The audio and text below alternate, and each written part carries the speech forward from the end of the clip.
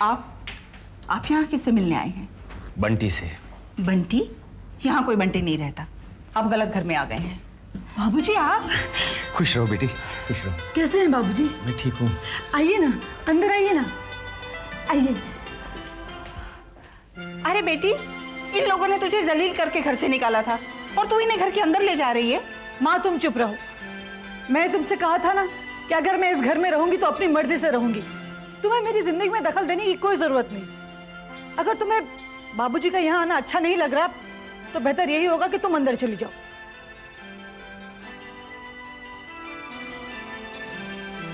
आइए बाबूजी, बैठिए। बाबूजी, घर में सब लोग कैसे हैं? दादी माँ कैसी हैं? सब ठीक है बेटी। बताइए कैसे आना हुआ?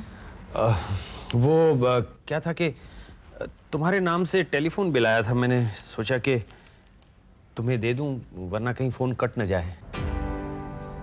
बाबूजी, जब आप लोगों ने मुझसे रिश्ता ही काट लिया है तो फिर ये टेलीफोन कट जाए क्या फर्क पड़ता है?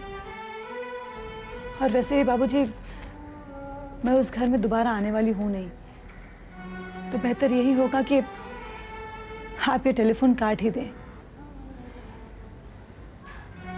एक बात पूछूं बाबूजी, आप यहाँ पे टेलीफोन बिल की वजह से तो नहीं आए ना? सच सच बताइए, आप यहाँ पे बंटी से मिलने आए हैं? सच बात यही है बेटी कि मैं बंटी से मिलने आया हूं। उसके बगैर मैं नहीं रह सकता। बाबूजी, बेशक आप लोगों ने मेरे लिए अपने घर के दरवाजे हमेशा के लिए बंद कर दिए हैं, लेकिन मेरे घर के दरवाजे आप लोगों के लिए हमेशा खुले रहेंगे। घर के क्या, मेरे दिल के दरवाजे भी आप सबके लिए हमेशा ही खुले रहेंगे। मैं बंटी को अभी बुलाती हूँ। बंटी, बंटी देखो कौन आया है।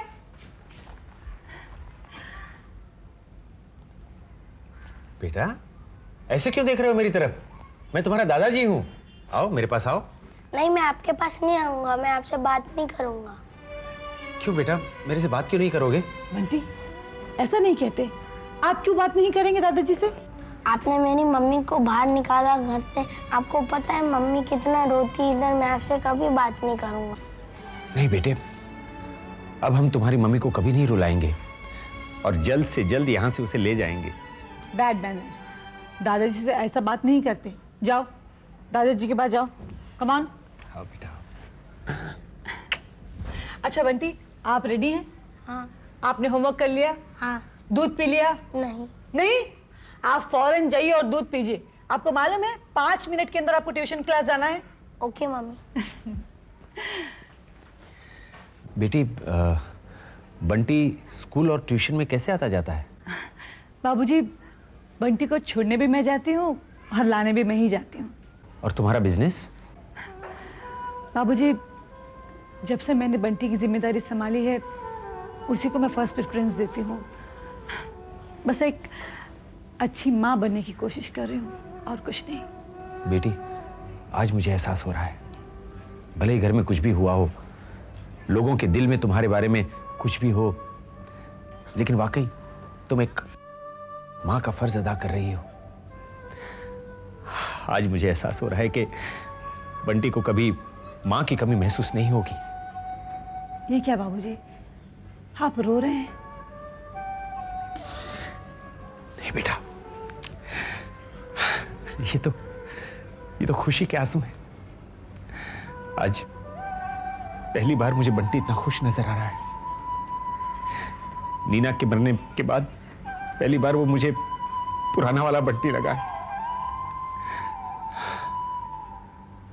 बेटी, मनोहर की अमानत को इस तरह तुमने गले लगा लिया, मैं तुम्हारा बहुत बहुत शुक्रिया अदा करता हूं।